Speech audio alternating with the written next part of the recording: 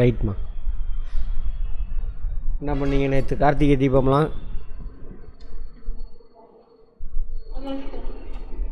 கொண்டாடினீங்களா?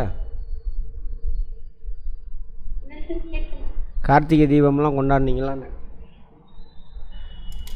சரி சரி.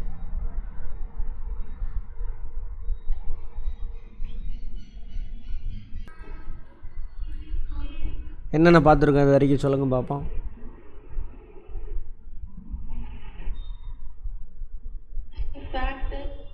நம்பர்னால் என்னென்னு பார்த்தோம். கரெக்டா?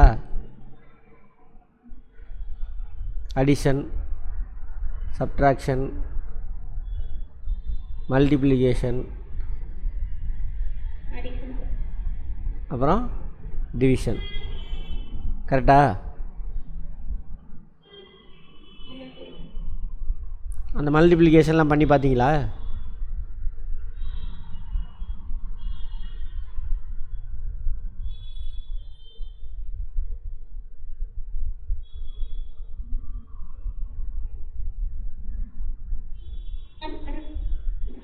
ஏம்மா பிரேக் ஆகுது? கிளியராக இல்லையா நீ பேசுகிறதே? நெட் இஷ்யூ இருக்கா?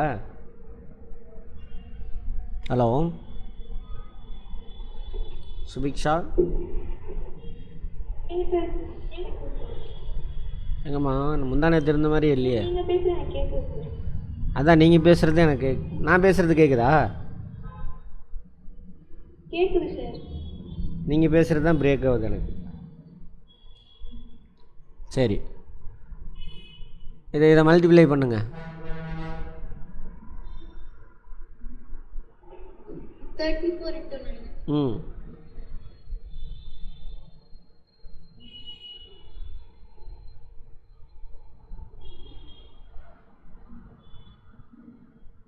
306 சார். 306ஆ? 4 9 36 9 27 270. Very good. சரி,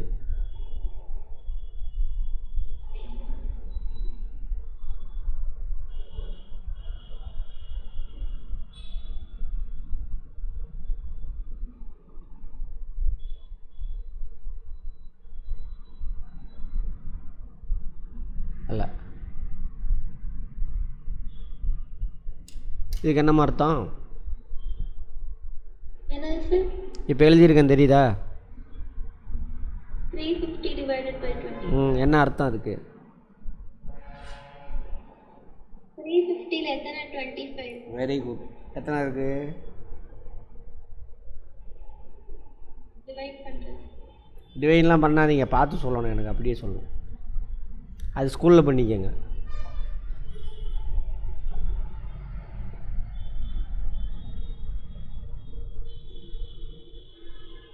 சார். 70 4 70 7. இல்ல சார்.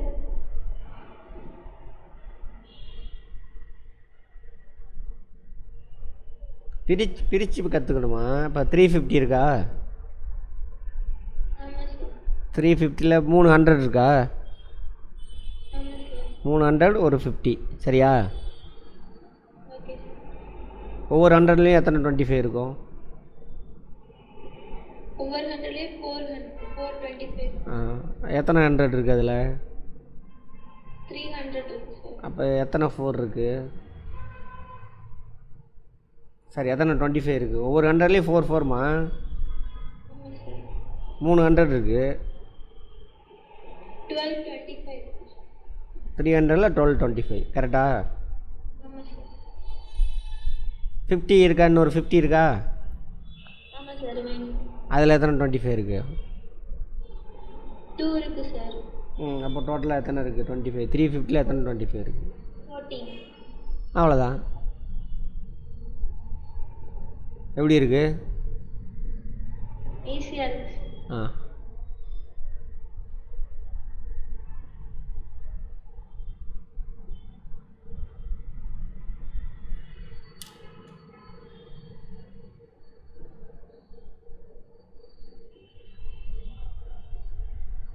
பார்த்தீங்களா? பார்த்தேன். இவ்வளோ நேரமா?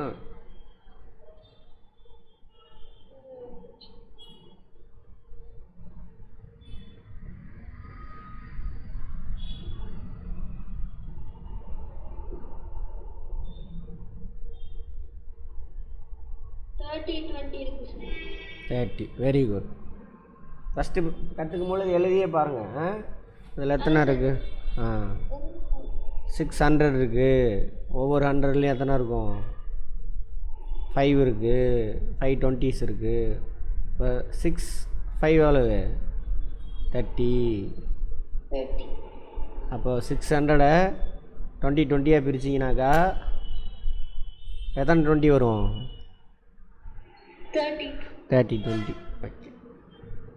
இப்போது இப்படி கேட்கலாமா? ப்ராக்டிக்கலாக பார்க்கலாமா? இப்போது உங்கள் டீச்சர் 600 ருபீஸை உங்கள்கிட்ட கொடுத்துட்டு, ஓகேவா, ஓகே சார். ஒவ்வொருத்தவங்களுக்கு 20 ரூபா கொடுக்க சொல்கிறாங்க. அப்போ நீ எத்தனை பேர்த்துக்கு கொடுப்ப அப்படின்னு கேட்பாங்க. Okay sir. 30 பேருக்கு கொடுப்பேன். அவ்வளோதான், முடிஞ்சு போச்சு. அதே உங்கள் கடையை வச்சு பார்க்கலாமா? Okay sir. 600 சாரீஸ் வந்துருக்குது. ரேக்கில் பிரித்து வைக்கணும். மொத்தம் 20 ரேக்ஸாக இருக்குது. ஒவ்வொரு ரேக்லையும் எத்தனை வைக்க முடியும்? 30 வைக்கலாம் சார். வைக்கலாமா? ஆமாம் சார். உங்கள் ஊரில் என்ன மரம் அதிகமாக இருக்குது நிலக்கோட்டையில்? தென்னை மரம் அதிகமாக இருக்குது. அங்கே அப்ளை பண்ணலாமா? ஆமாம் சார். ஒரு விவசாயி இருக்கார். அவர் டோட்டலாக வந்துட்டு 600 மரக்கன்று வாங்கிட்டு வந்திருக்காரு. சரியா? Okay sir. ஒவ்வொரு ரோலையும் 20 வைக்கலாம். அப்போ மொத்தம் எத்தனை ரோ வைக்கலாம்? 30 ரூபா வைக்கலாம். அவ்வளோதான், முடிஞ்சு போச்சு. இதுதான் அப்ளைடு. இதுதான் அபாகஸுமா, வேதிக் மேக்ஸுமா, அதெல்லாம் ஒன்றுமே கிடையாது. இது புரிஞ்சுக்கிட்டா டக்கு டக்குன்னு போட்டலாம். இதே மாதிரி தான் எல்லாமே. இன்னும் 2 3 சம் போடுறியா? போடுறேன் சார்.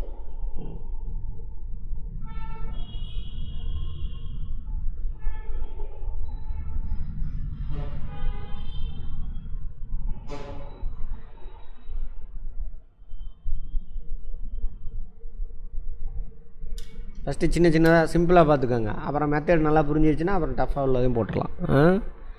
Okay sir. 43 இருக்கு சார். 120. Very good. எப்படி போட்டிங்க? சார் ஃபஸ்ட்டு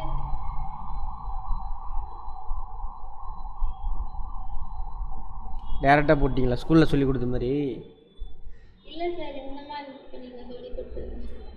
எப்படி போட்டிங்க அதை தான் சொல்லுங்கள். பார்த்தோன்னே சொல்லிட்டீங்களே. அதான் சார் 100 ஃபஸ்ட்டு எடுத்துட்டேன் சார். Very good. 100ல் எத்தனை 3 இருக்குன்னு பார்த்தேன் சார். எத்தனை இருக்குது? 33 இருக்கு சார். அது கரெக்டாக வரல சார். 33 30 × 3 90. ஓகேவா? Very good. 30 × 3 மிச்சம் எவ்வளோ இருக்குது? கரெக்டாக தான் போட்டிங்க. கரெக்டாக சொல்லிட்டீங்களே. ஏன்னு கண்டுபிடிக்கணும். கரெக்டாக சொல்லிட்டீங்க, ஏன்னு கண்டுபிடிக்கணும். மிச்சம் எவ்வளோ இருக்குது? 90 போயிடுச்சா? மிச்சம் 100ல் ஒரு 10 இருக்கா? 10 + 20 30. அதில் ஒரு 10. ஸோ 40. Okay good. அடுத்து போகலாமா? இந்த மாதிரி ப்ராக்டிஸ் பண்ணணும். Okay sir. நாங்கள் நம்ம புக்குக்குள்ளே போகும்பொழுது கேட்குறேன், அப்பப்போ சொல்லுங்கள் பார்ப்போம்.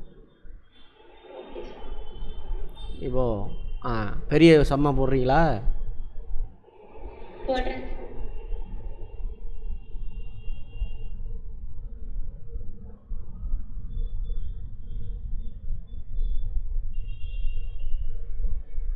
இது ஒன்றும் இல்லை.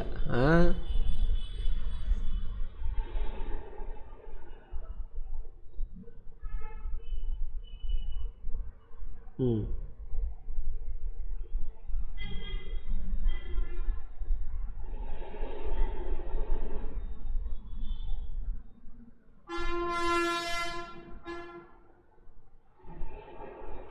ஸ்கூல் மெத்தடில் ஈஸியாக போட்டுருவீங்கல்ல? ஆமாம் சார், ஸ்கூலில் அந்த மெத்தடில் போட்ட ஈஸியாக. ம் ஆனால் நீங்கள் இப்படி ப்ராக்டிஸ் பண்ணணும். 25,000 ஆமாம் சார். ஒவ்வொரு 1000 மொத்தம் எத்தனை 1000 இருக்குது? 25,000. 25,000. ஓகே, 25 தனியாக எழுதிக்கும். ஒரு 1000ல் எத்தனை 250 இருக்குது? ஒரு 1000 4 இருக்கு. 4 அவ்வளோதான். 4 25 100 சார். அவ்வளோதான். ஸ்கூல் மெத்தடு விட்ருங்க. நான் நம்ம மெத்தட்லேயே போடுங்க நீங்கள் எல்லாமே. சரியா? Okay sir. புரிஞ்சிச்சா ஏன் 100 வந்துச்சுன்னு? 25 to 4. அவ்வளோதான். என்ன 25 ஏன் மல்டிப்ளை பண்ணீங்க?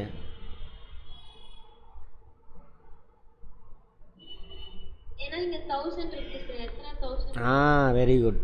ஒரு 1000ல் 4 250 இருக்குது. மொத்தம் எத்தனை 1000 இருக்குது? 25,000 இருக்குது. ஸோ 25 × 4 100. அவ்வளோதான். சரியா? அந்த ரிமைனிங் 0 ஷேப். எந்த 0 எடுக்கிறீங்க? அதெல்லாம் எதுவுமே தேவையில்லை. அங்கே அந்த ஸ்கூல் மெத்தடை விட்டுருங்க. புரியுதா? Okay sir. அதெல்லாம் விட்டுருங்க. நீங்கள் அந்த மெத்தடை விட்டுருங்க. புரியுதா என்னென்னு? கரெக்டாக தானே சொன்னீங்க? ஆமாம். புரியுது புரியுது. சும்மா எனக்காக சொல்லக்கூடாது. இதில் 25,000 இருக்குது. பிரிக்கிறோம்.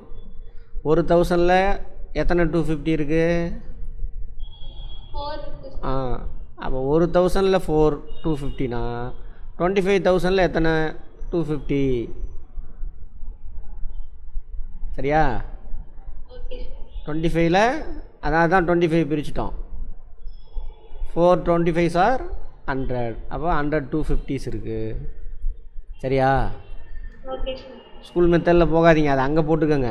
பார்த்தோன்னே டக்குன்னு இப்படி ப்ராக்டிஸ் பண்ணுங்களேன். பார்த்தோன்னே நான் டக்குன்னு உங்கள் மூளை இன்னும் பயங்கர ஷார்ப்பாக இருக்கும். ஓகே. என்னோட ஸ்பீடாக போடுவீங்க. பார்த்தோன்னே போடலாம். நீங்கள் கணக்கே போட மாட்டீங்க. இது கரெக்டாக புரிஞ்சிட்டிங்கன்னா பார்த்தோன்னே சொல்லுவீங்க. இப்போ போன தடவை சொன்னீங்கல்ல. ஆமாம் சார். ஆனால் எப்படின்னு எனக்கு சரியாக தெரில. ஆனால் போட்டேன்னு நீங்கள் கரெக்டா? ஆமாம் சார். பயங்கர ஷார்ப்பாக போயிடுவீங்க டக்கு. சரி, அதே மாதிரி ப்ராக்டிஸ் பண்ணுங்கள். Okay sir.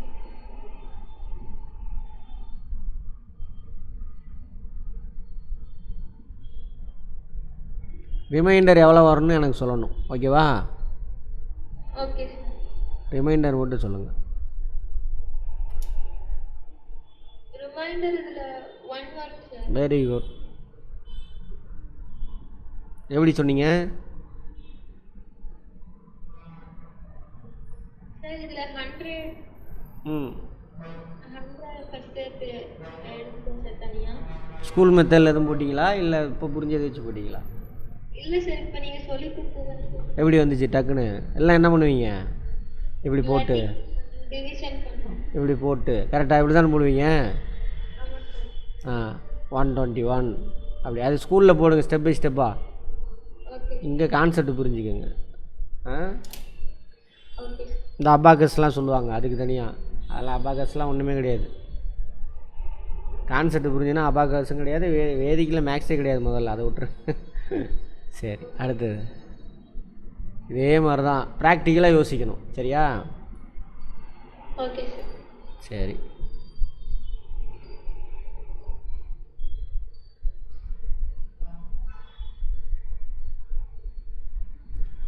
தேர்ட்டி த்ரீயோட ஃபேக்டர்ஸ்லாம் சொல்லுங்கள் பார்ப்போம். ஹையஸ்ட் ஃபேக்டர் என்ன 33க்கு? அதே நம்பர் தான் சார். ஃபேக்டர்னா என்ன? ஃபேக்டர்னா அந்த நம்பருக்குள்ளேயே ரிமைண்டர் வரும். அதை எத்தனையாக பிரிக்க முடியும். சரியா? ரிமைண்டர் வராமல் அந்த நம்பரை எத்தனையாக பிரிக்க முடியும். கரெக்டா? ஆமாம் சார். சரி சரி. ஸ்மாலஸ்ட் ஃபேக்டர் இது 1. வேறு நடுவில் என்னென்னலாம் இருக்குது? 1 3 ம் 11 ம் 33 சார். அதுக்கு அவ்வளோதான், எதுவும் இருக்குது. குட்.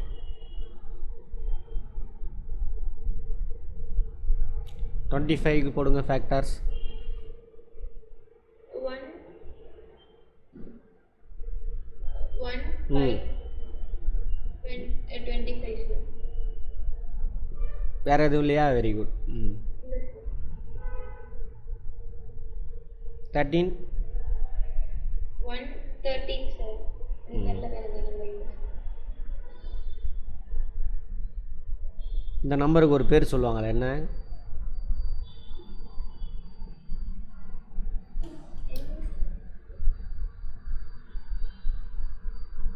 Prime number. ஞாபகம் இருக்கா? ஆமாம் சார். புரியுதா ப்ரைம் நம்பர்னா என்னென்னு? புரியுது சார். என்ன புரியுது சொல்லுங்கள். இதையே கம்பேர் பண்ணி சொல்லணும்.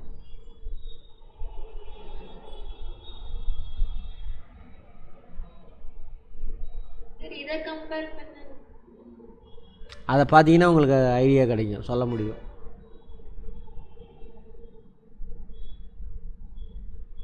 ப்ரைம்னா என்ன? இங்கிலீஷில் ப்ரைம் அப்படின்ற வார்த்தைக்கு என்ன அர்த்தம்?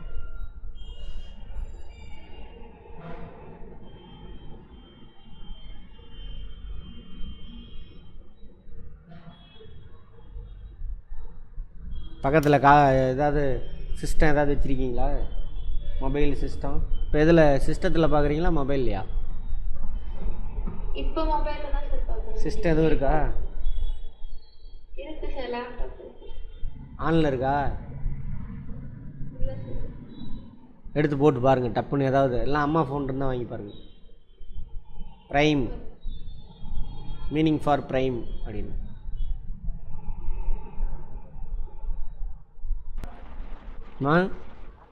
சார் நான் ப்ரைம் இந்த வார்த்தைக்கு மட்டும்தான் அர்த்தம் என்னன்னு பார்க்க சொன்னேன்.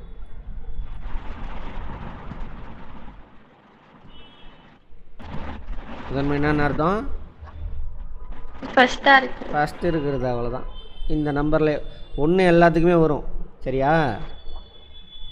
ஓகே ஆ பாருங்க, 25க்கு ஆல்ரெடி ஒரு ஸ்டார்டிங் பாயிண்ட் வந்துடுச்சு. 5ஓட மல்டிபிள் தான் 25, சரியா? ஆமாம் சார். அதுமாதிரி 3 மல்டிப்ளை பண்ணிட்டு போனீங்கனாலும் 11 வரும். சரி 33 வரும்.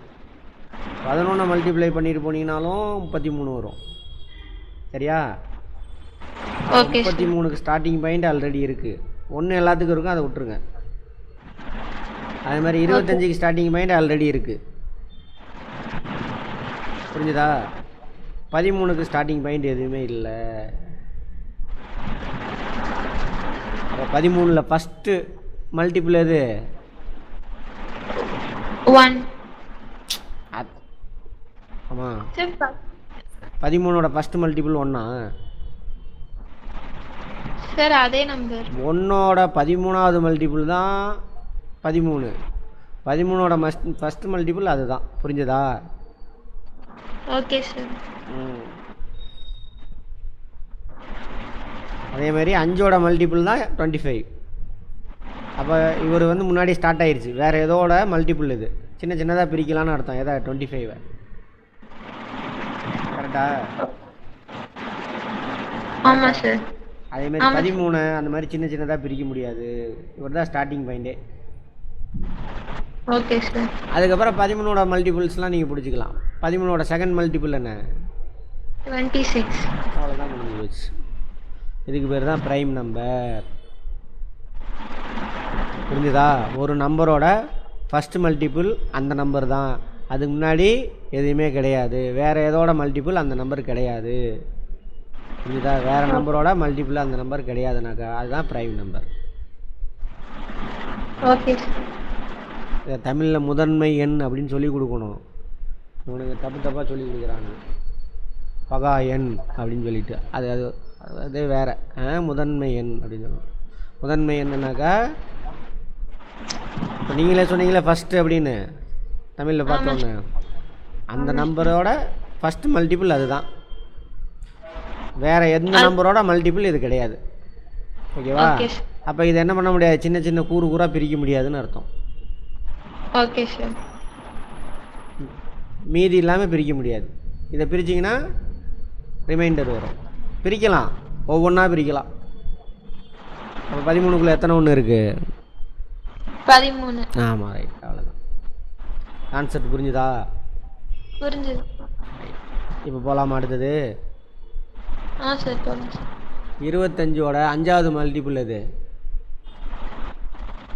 125 சார். மட்டும் தான் வேலை முடிஞ்சு போச்சு. 10வது மல்டிபிள் 250 சார். சரி, அதாவது போட்டு பேன் எடுத்து எழுதுனீங்களா? எழுதுறேங்க சார்.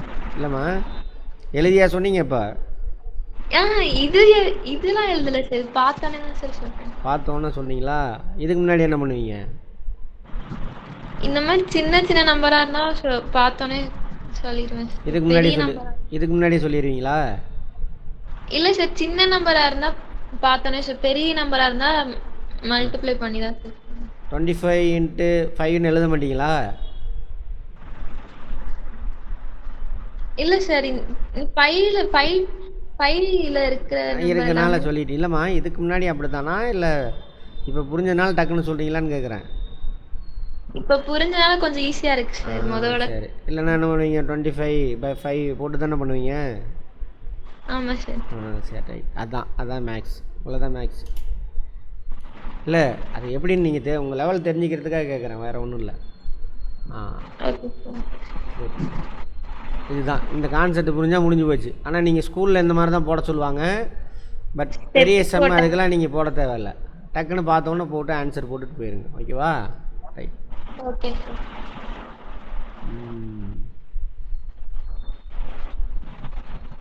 அடுத்தது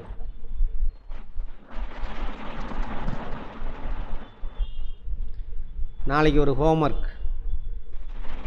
நீங்கள் ஸ்கூலுக்கு போயிட்டு வந்தோன்னே பொறுமையாக பண்ணுங்கள். ஸ்கூல் வேலையெல்லாம் முடிச்சுட்டு வந்து. Okay sir.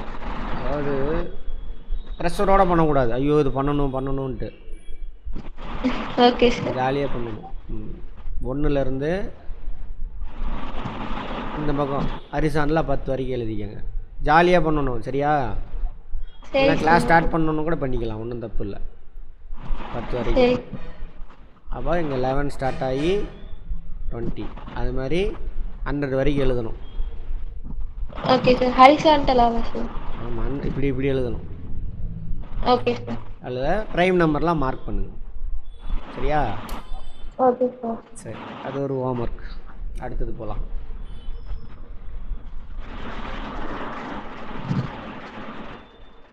ப்ரைம் நம்பர் முடிஞ்சா? ரைட். அடுத்து காம்போசிட் நம்பர். ப்ரைம் நம்பருக்கு ஆப்போசிட் எது? Composite number. அப்படின்னா ஒன்றுமே கிடையாது. அதுக்கு ஆல்ரெடி என்ன இருக்கு? வேறு நம்பரோட மல்டிபிள் இந்த நம்பராக இருந்தால் அதுக்கு பேர் காம்போசிட் நம்பர். Okay sir. 25 இருக்குது, அதுக்கு ஆல்ரெடி அது வந்து வேறு நம்பரோட மல்டிபிள். அப்போ என்ன இல்லை, அது ப்ரைம் நம்பர் கிடையாது. கரெக்டா? ஆமாம் சார். ஸோ அதுக்கு பேர் வச்சுருக்கான் காம்போசிட் அப்படின்னா. காம்போசிட்னா என்ன அர்த்தம்? அதை நிறையா பிரிக்கலான்னு அர்த்தம். 5 5 நிறையா பிரிக்கலாம், 5 5 பிரிக்கலாம் அப்படின்னு அர்த்தம். ஓகேவா? அவ்வளோதான், முடிஞ்சு போச்சு. அதை தான் உங்களுக்கு மனப்பாடம் பண்ண வச்சுருப்பானுங்க. என்னென்ன மனப்பாடம் பண்ணியிருக்கீங்க?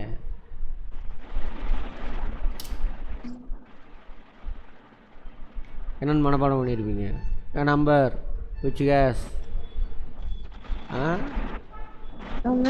factors which has factors other than itself and 1, then it is composite number. A number which doesn't has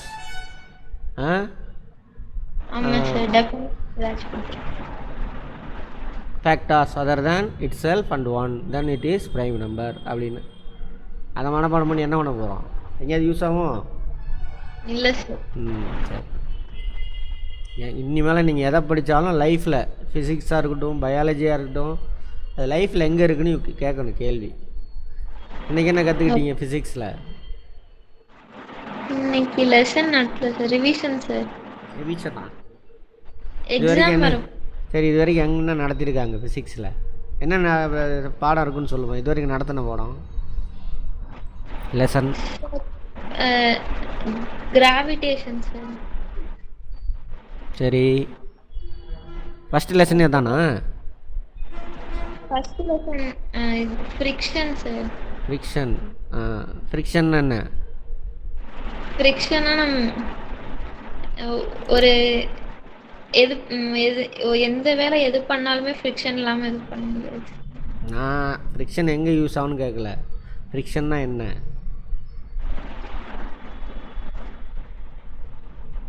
சரியா? லைஃபுக்கு அப்ளை பண்ணணும். லைஃப்பில் உள்ளது தான் அது அந்த அந்த லெசன், அந்த வார்த்தை. சரியா? ஃப்ரிக்ஷன் என்னன்னு நீ புரிஞ்சுக்கிட்டா நீயே சொல்லிடுவ எல்லாமே. எக்ஸாம்பிள்லாம் அவங்க ஸ்கூல் புக்கில் சொல்கிறது வேண்டாம், நீயே சொந்தமாக எழுதிடுவ. அது மாதிரி லைஃப்பில் அப்ளை அப்படின்னா என்ன, லைஃபோட கம்பேர் பண்ணணும். இதை புரிஞ்சதுக்கப்புறம் தான் அதோட யூஸஸ் எழுதணும். Okay sir. சரி, தெரிஞ்சிட்டு வா, நாளைக்கு தெரிஞ்சிட்டு வா. இன்றைக்கி நம்ம அடுத்தது போவோம். இப்போ என்னென்ன பார்த்துருக்கோம்? Prime number, composite number. சரி, பிரைம் நம்பர்னா என்ன? நம்ம மெத்தடில் சொல்லணும், அந்த ஸ்கூல் டெஃபினிஷன்லாம் சொல்லக்கூடாது. பிரைம் நம்பர்னா ரிமைனிங் இல்லாமல் அதே நம்பராலேயே மல்டிப்ளை ஆகுது. அது வேறு எந்த ஒரு நம்பர்னுடைய மல்டிபிள் கிடையாது. சரியா? Okay sir. பாருமா, 13 வேறு எந்த நம்பரோட மல்டிபிளா? இல்லை சார். 25 எதோட மல்டிபிள்? 5ஓட மல்டிபிள். சரியா? ஒரு நம்பரு அதுக்கு இதுக்கு வேறு எதோட மல்டிபிளும் கிடையாது அது. So then it is prime number. வேறு நம்பரோட மல்டிபிளாக இருந்தது அப்படின்னாங்க என்ன அர்த்தம்? Composite number. அதை எப்படி சொல்லாமா? ஒரு நம்பர் இருக்குது, அந்த நம்பரை டிவைட் பண்ணலாம் நிறைய. மீதி இல்லாமல் டிவைட் பண்ண முடியாது. கரெக்டா? மீதி ரிமைண்டர் இல்லாமல். தமிழ் புரியும்ல? புரியும். அப்படியே ரிவர்ஸில் நான் சொல்கிறேன். ஒரு நம்பரை ரிமைண்டர் இல்லாமல் டிவைட் பண்ண முடியாது. டிவைட் பண்ணுறதுனா என்ன அர்த்தம்? வகுக்கிறது. அது ப்ராக்டிக்கலாக சொல்லுமா? இப்போ போய் 4 ஃப்ரெண்ட்ஸுங்க போகிறீங்க, அல்லது சாப்பாடு லஞ்ச் எடுத்துகிட்டு போகிறீங்கல்ல, என்ன சொல்லுவீங்க? டிவைட் ஷேர் பண்ணி சாப்பிட்லாம், டிவைட் பண்ணி சாப்பிட்லான்னு சொல்லுவீங்களா இல்லையா? ஆமாம் சார். டிவைட்னா என்ன அர்த்தம்? ஈக்குவலாக ஷேர் பண்ணால் அதுக்கு பேர் அது டிவைட் பண்ணுறது. சரியா? Okay sir. டிவைடு தான் டிவிஷன். Okay sir. டிவைடுங்கிறது வெர்பு, டிவிஷனுங்கிறது நவுன், அவ்வளோதான். Okay sir. ஆமாவா இல்லையா? ஆமாம் சார். சிம்பிள். அப்போ 13 ரிமைண்டர் இல்லாமல் டிவைட் பண்ண முடியுமா? டிவைட் என்ன அர்த்தம்? பிரிக்கிறது. பட் ரிமைண்டரோட பண்ண முடியும். 2ஆல் டிவைட் பண்ணு 6 பாயிண்ட்ல வரும், டெசிமல்ல வரும். நான் ரிமைண்டரோட சொல்லுமா, அங்கே போகாதம்மா. ரிமைண்டர் 1 வரும் சார். 1 வந்தால் எத்தனை ஈக்குவலாக பிரிப்ப? எத்தனை பார்ட்டாக பிரிக்கலாம்? ரிமைண்டர் 1 எடுத்துட்ட, மிச்சம் 12 2 2ஆக பிரித்து எத்தனை ஷேர் வரும்? 6 ஷேர் வரும். அவ்வளோதான். ஓகேவா? வேறு மாதிரி பிரிக்க முடியுமா? 2 2ஆக இல்லாமல் 12 பிரிக்கலாம் சார். 4 4ஆக பிரிக்கலாம். 4 4ஆக பிரித்தா எத்தனை 4 வரும்?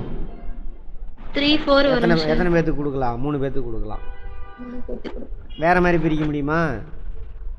அதே 3 பேர்த்துக்கு பிரித்து குடிக்க முடியுமா? கொடுக்கலாம். 3 பேர்த்துக்கு பிரித்து கொடுத்தா ஒவ்வொருத்தங்களுக்கு எத்தனை வரும்? 4 4ஆக வரும் சார்.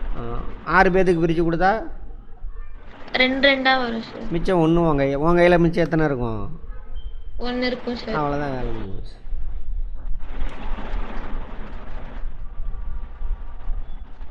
ஓகேவா? Okay sir. அது ஒரு நம்பர் இருக்குது, அந்த நம்பரை ரிமைண்டர் இல்லாமல் ஈக்குவல் ஷேராக பிரிக்க முடியும். ஈக்குவல் ஷேர்னா அர்த்தம் அதோட சின்ன சின்ன பார்ட்டாக பிரிக்க முடியும். அப்படின்னாக்கா அதுக்கு பேர் என்னது? காம்போசிட் அவ்வளோதான். இப்போ 25 ரிமைண்டர் இல்லாமல் சின்ன சின்ன ஷேராக பிரிக்க முடியுமா? பிரிக்கலாம் சார். சரி, எத்தனையாக பிரிக்கலாம்? 5 பிரிக்கலாம் சார். 5 பிரிக்கலாம். 5 பிரித்தா எத்தனை பேர்த்துக்கு கொடுக்கலாம்? 5 பேத்துக்கு கொடுக்கலாம் சார். வேறு 5 பேர்த்த விட கம்மியாகவோ அதிகமாக கொடுக்க முடியுமா? இல்லை சார், கொடுக்க முடியாது. கொடுக்க அவ்வளோதான், முடிஞ்சு போச்சு. சரியா? அப்போ 33 பிரித்து கொடுக்கணும். பிரித்து கொடுத்தா எத்தனை பேர்த்துக்கு கொடுக்க முடியும்? 11 பேத்துக்கு கொடுக்கலாம் சார். 3 பிரித்தோம்னா 11 பேர்த்துக்கு கொடுக்கலாம். சரியா? ஆமாம் சார். 11 பிரித்தா எத்தனை பேர்த்துக்கு கொடுக்கலாம்? 3 பேத்துக்கு கொடுக்கலாம் சார். அவ்வளோதான், முடிஞ்சு போச்சு. அப்போ இது என்னது? காம்போசிட். இது 2 காம்போசிட். ரிமைண்டர் இல்லாமல் சம் ஈக்குவல் பார்ட்ஸாக பிரிக்க முடியும். ரிமைண்டர் இல்லாமல் சம் ஈக்குவல் பார்ட்ஸாக பிரிக்க முடியாது. அப்போ அதுக்கு பேர் என்னது? Prime number. அதை எப்படி சொல்லலாமா? அதுக்கு அந்த நம்பருக்கு ஃபேக்டார் எதுவும் இல்லை. ஃபேக்டார் எதுவும் இல்லைன்னா என்ன அர்த்தம்? அந்த நம்பரா மட்டும்தான். அதுக்கு முன்னாடி எந்த நம்பர்? அதான் அப்படியே முன்னாடி சொன்னாதான் சொல்லுமா. ஒரு நம்பருக்கு ஃபேக்டார் இல்லை அப்படின்னா என்ன அர்த்தம்? அந்த நம்பரை மீதி இல்லாமல் ஈக்குவலாக பிரிக்க முடியாது. ஈக்குவலானா புரியுதா? புரியுது சார். கரெக்டாக டிவைட் ஆகாது. ஈக்குவலா அப்படின்னாக்கா நல்லா புரிஞ்சுக்கோ. ஈக்குவலா எல்லா ஷேரும் ஈக்குவலாக தான் இருக்கணும். இப்போ பாருங்கள், இப்போ நான் 33 3 பிரிக்கிறேன், 11 ஷேர் கிடைக்கும். கரெக்டா? ஆமாம் சார். ஒவ்வொரு ஷேர்லேயும் எத்தனை இருக்கும்? 11 இருக்கும் சார். நான் 11 ஷேராக பிரிச்சிட்டேம்மா. 11 ஷேராக பிரிச்சிட்டேன். இங்கே பாருங்க, இப்போ 3 இருக்கும். ஒவ்வொரு ஷேர்லேயும் 3 பீஸ் இருக்கும். எல்லாம் ஈக்குவலா? ஆமாம் சார். ஒவ்வொரு எல்லாமே 3 தானே இருக்குது. ஆமாம் சார். அந்த ஒரு 3 தானே எல்லாம். அப்போ அதுக்கு பேர் தான் ஈக்குவல். எல்லாத்துலேயும் ஈக்குவலாக இருக்கணும். Okay sir. இந்த வார்த்தையெல்லாம் யூஸ் பண்ணுவியா இல்லையா? ஏதோ ஒன்று அம்மா வாங்கிட்டு வராங்க, அம்மா அப்பா வாங்கிட்டு வராங்க, அதை பிரித்து கொடுக்குறாங்க. தங்கச்சி தானே இருக்காங்க உங்களுக்கு? ஆமாம் சார். அம்மா ஈக்குவலாக பிரித்து கொடுமான்னு சொல்ல மாட்டியா? சொல்லுங்க. தங்கச்சிலாம் கேட்பால, உனக்கு அதிகமாகவும் தங்கச்சி கம்மியாக கொடுத்தா என்ன பண்ணுவா? அழுவாளா? ஆமாம் சார். ஏன் அழுகிறா? ஈக்குவலாக இல்லை அப்படின்னா அப்போ ஈக்குவலான்னு அர்த்தம் ரெண்டும் ஒரே அளவாக இருக்கணும். சரியா? அதான் ஈக்குவல். அதாங்க சொன்னேன். ஒரு நம்பரை ஒரு குறிப்பிட்ட ஈக்குவல் ஷேராக பிரித்தாக்க ரிமைண்டர் வரலை அப்படின்னா அதுக்கு பேர் என்னது? Composite number. ரிமைண்டர் வந்தால் அதுக்கு பேர் என்னது? Prime number. அப்படின்னா என்ன அர்த்தம்? ரிமைண்டர் இல்லாமல் அதை ஈக்குவலாக பிரிக்க முடியாது. அப்படி இல்லைன்னா நம்ம மேத்தமெட்டிக்கல் ஃபார்மெட்டில் சொன்னான்னு அர்த்தம், ஒரு நம்பருக்கு ஃபேக்டார் எதுவும் இல்லை, அதுதான் ஃபஸ்ட்டு ஃபேக்டார். ஓகேவா? அப்படின்னா ரிவர்ஸில் சொல்லலாம், அந்த நம்பரு வேறு ஒரு நம்பரோட மல்டிபிள் கிடையாது, அதுதான் ஃபஸ்ட்டு மல்டிபிள். சொல்லாமா? சொல்லலாம்.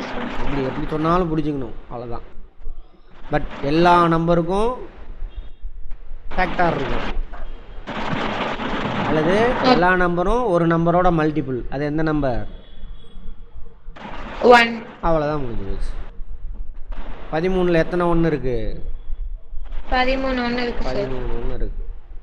அப்போ 1ஓட எத்தனாவது மல்டிபிள்? 13. 13வது மல்டிபிள். அவ்வளோதான். 1 கூட்டிகிட்டே போகிறீங்க. மல்டிபிள்னா என்ன அர்த்தம்? ஒரு நம்பரை ஆட் பண்ணுறது சார். மொட்டையாக சொல்லக்கூடாது, ஒரு நம்பரை ஒரு குறிப்பிட்ட டைம் ஆட் பண்ணுறது. சரியா? ஒரு நம்பரை குறிப்பிட்ட டைம் ஆட் பண்ணுறது, அதுதான் மல்டிபிள். அப்போ 1 13 தடவை ஆட் பண்ணுறோம் அதுக்கு பேர் தான் என்னது? மல்டிபிள். 1 × 13. ஓகேவா? Okay sir. அதுக்கு பேர் தான் மல்டிபிள். 5 3 தடவை ஆட் பண்ணுறோம். எப்படி எழுதலாம் அதை? 5 × 3. 5 × 3 எழுதலாம். வேறு எப்படி எழுதலாம்? 3 × 5. 3 × 5 எழுதலாம். அப்புறம் எப்படி எழுதலாம்? இது நம்ம உருவாக்குனது. ஒரிஜினல் ஃபார்மேட் என்ன? 5 3 தடவை எழுதலாம் சார். 5 + 5 + 5 அப்படி எழுதலாம். வேறு எப்படி எழுதலாம்? 3 5 தடவை எழுதலாம் சார். 3 + 3 + 3 + 3 + 3 அவ்வளோதான். ஓகேவா? Okay sir. சரி, இப்போ என்னென்ன பார்த்துருக்கோம்? நேற்று உள்ளதெல்லாம் ரிவிஷன் பண்ணியிருக்கோமா? ஆமாம். ப்ரைம் நம்பர்னா என்ன, காம்போசிட் நம்பர்னா என்ன அப்படின்னு பார்த்துருக்கோம். இன்னையிலேருந்து நாளையிலேருந்து என்ன பண்ணுறேன், நம்ம இது யூடியூப்பில் போடல உங்களுக்கு. இதை என்ன பண்ண போகிறேன், நம்மளோட வெப்சைட்டில் கொடுத்துட்றேன். நீங்கள் மட்டும் பார்க்குற மாதிரி, வேறு யாரும் பார்க்க முடியாது. நீங்கள் மட்டும் ரிவிஷன் பண்ணிக்கலாம். அதில் போய் பார்த்துக்கலாம். ஓகேவா? Okay sir. சரி.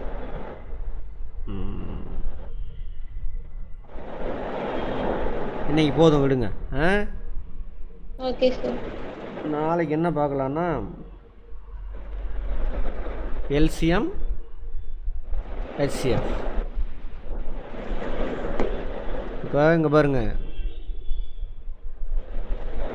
இப்போ நான் இது சொல்லித்தரேன். இப்போ நம்ம இது நாளைக்கு தான் பார்க்க போகிறோம். இப்போ நீங்கள் போய் கிளாஸில் மேக்ஸ் எங்கே போட்டாலும் மல்டிப்ளிகேஷன் போட்டாக்க நம்ம சொன்ன கான்செப்டில் யோசிச்சு பார்க்கணும். ஒரு டக்கு யோசிச்சு பார்த்துட்டு என்ன ஆன்சர் வரும்னு போட்டு வச்சுட்டு அப்புறம் நீங்கள் ஸ்கூல் மெத்தடில் போடுங்க, கரெக்டானு பார்க்கணும். ஓகேவா? டிவிஷன் எது வந்தாலும் சரி அதே மாதிரி போட்டு பார்க்கணும். அல்ஜீப்ராவாக இருந்தாலும் சரி, அல்ஜீப்ராலாம் இருக்குல்ல, லீனியர் ஈக்குவேஷன், அதுலேயும் இதே மெத்தடு தான் ஃபாலோ பண்ணணும். நம்பர் பார்க்குறீங்க, ப்ராக்டிஸ் பண்ணணும் டக்கு டக்குன்னு. அவர் சொல்லித்தரேன். ஃப்ரிக்ஷன்னா என்னென்னு தெரிஞ்சுக்கிறீங்களா? இந்த மாதிரி தான் படிக்கணும் ஃப்ரிக்ஷன். சரி, பார்த்துக்கோங்க, எக்ஸாம்பிள் சொல்லித்தரேன். ஃப்ரிக்ஷன் தமிழில் உராய்வு. இப்போ பாருங்கள், உராய்வுன்னு சொன்னோன்னே எதாவது ஞாபகம் வருதான்னு பாருங்கள்.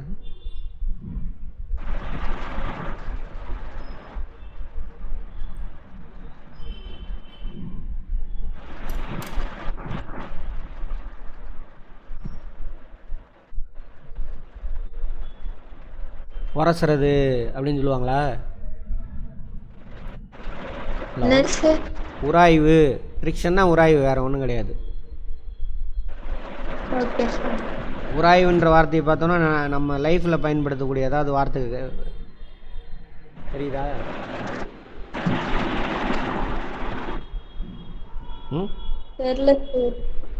உரசுதல்.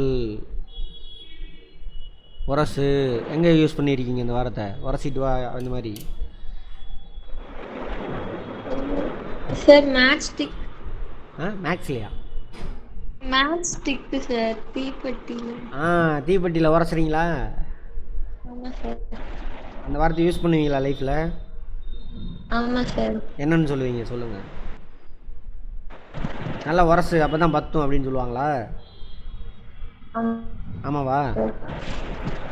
அப்போது ஒரு பொருள் இருக்குது, தரை. இந்த தரை வச்சுக்கோங்க. என்னவா? Okay sir. இது தரை இல்லை, தீப்பெட்டியே வச்சுக்கோ. தீப்பெட்டி வச்சு என்ன பண்ணுறீங்க, தீக்குச்சியை அது மேலே என்ன பண்ணுவீங்க, தேய்ப்பீங்க. தேய்க்கிறது தான் உரசுது, வேறு ஒன்றும் கிடையாது. ஆமாம் சார். அப்போது ஒரு பொருள் மேலே இன்னொரு பொருள் என்ன ஆகுது, தேய்க்கிறதுனா என்ன அர்த்தம், நகர்த்துவீங்க இப்படி. ஆமாவா? ஆமாம் சார். ஒரு பொருள் மேலே இன்னொரு பொருளை டச் ஆகிட்டு இருக்கணும், வச்சு அந்த பொருளை நகர்த்துங்க. அந்த நகர்த்துற அந்த செயலுக்கு பேர் தானே அது உரசுதல். ஓகேவா? உரசுதல்.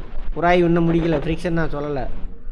அப்படி உரசும் பொழுது இந்த கீழே உள்ள பொருள் இருக்குல்ல,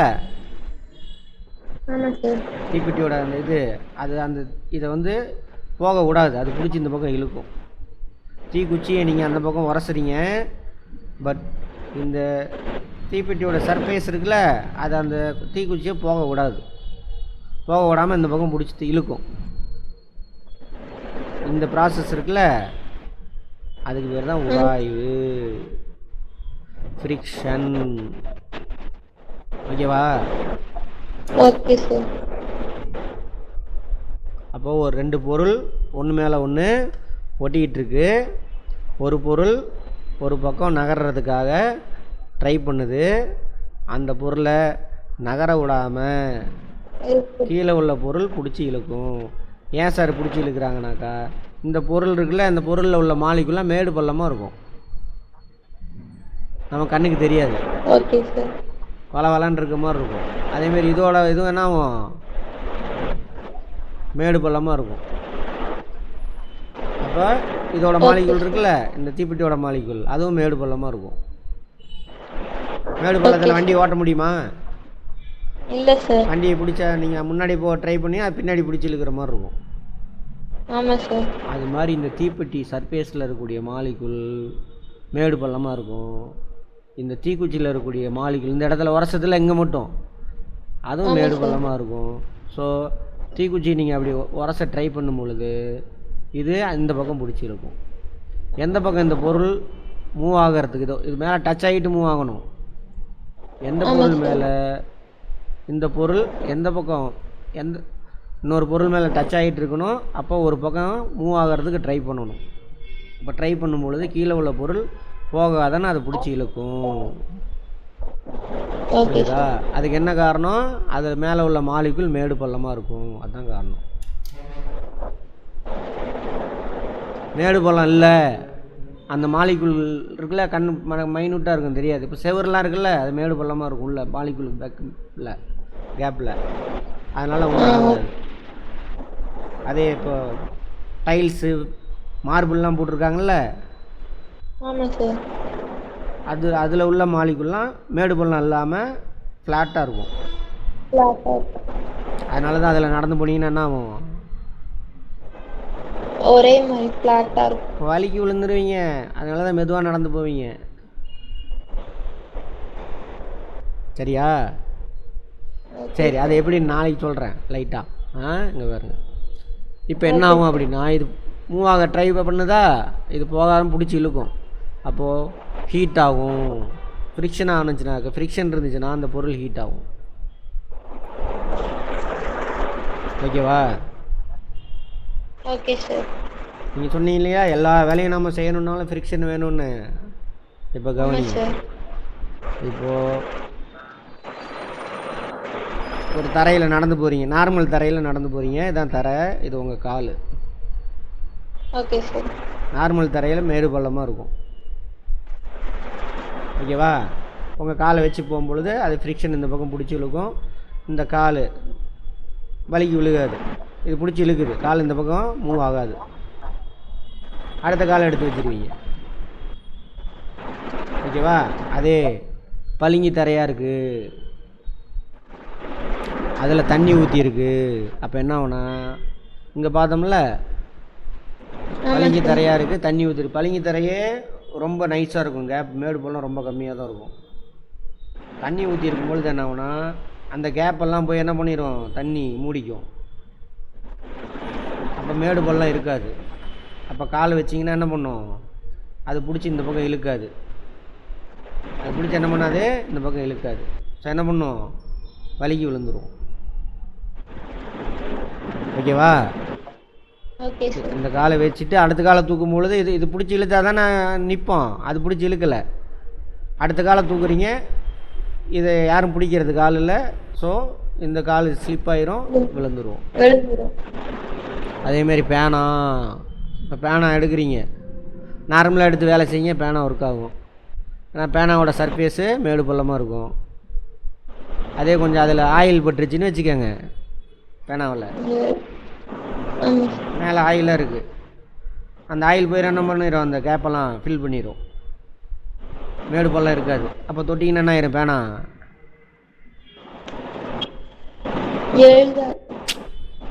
அம்மா நீ எக்ஸாம் நான் கையில் பிடிக்கிறது சொல்லிகிட்டு இருக்கேம்மா, பேனா வந்து கையில் பிடிக்கிறது சொல்லிகிட்டு இருக்கேன் பார்த்தியா. நீ மனப்பாடம் பண்ணி வச்சுருக்கிற அது வேறு, அதை நான் வேறு மாதிரி சொல்கிறேன். ஏம்மா இது என்ன, இது பேனாவோட டிப்பு மாதிரியா இருக்கு? இல்ல சார். பேனாவோட டிப்பு இங்கே இருக்குது, அது அப்புறம் பேசிக்கலாம். நான் பேனாவை பிடிக்கிறத பற்றி பேசிக்கிட்டு இருக்கிறேன். பேனாவை பிடிக்கிற பேனா எங்கெல்லாம் ஆயிலாக இருக்குன்னு வச்சுக்கோ, கையில் எடுக்க முடியுமா?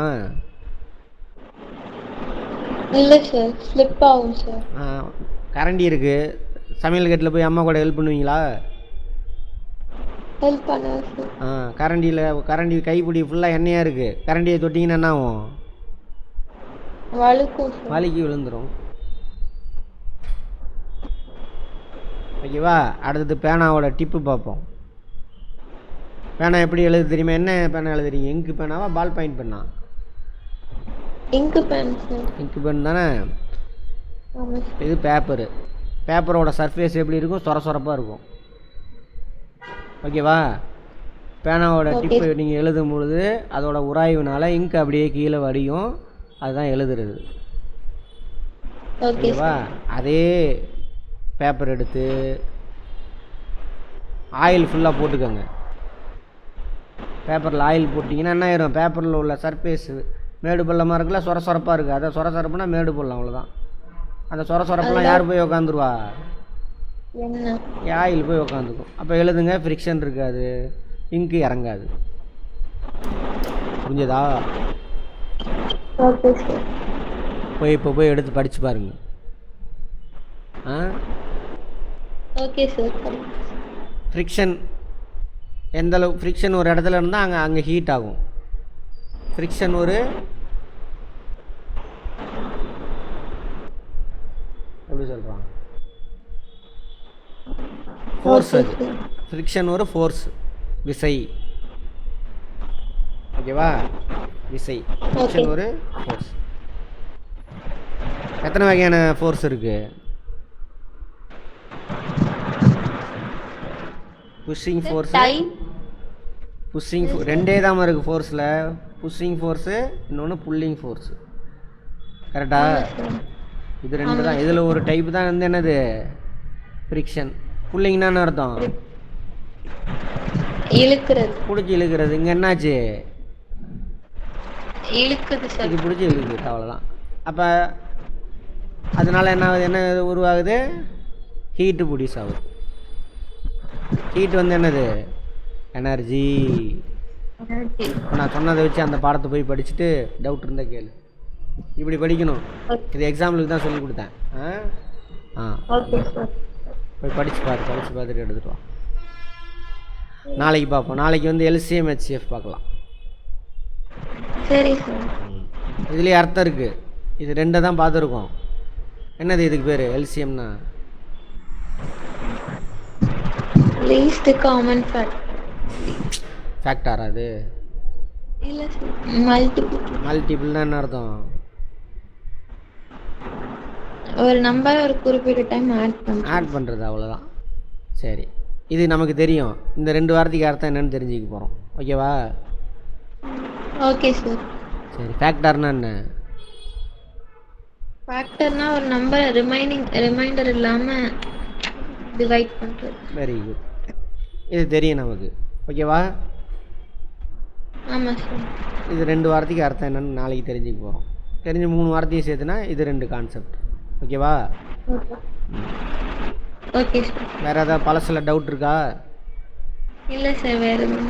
ஓகே, பாய். தேங்க்யூ.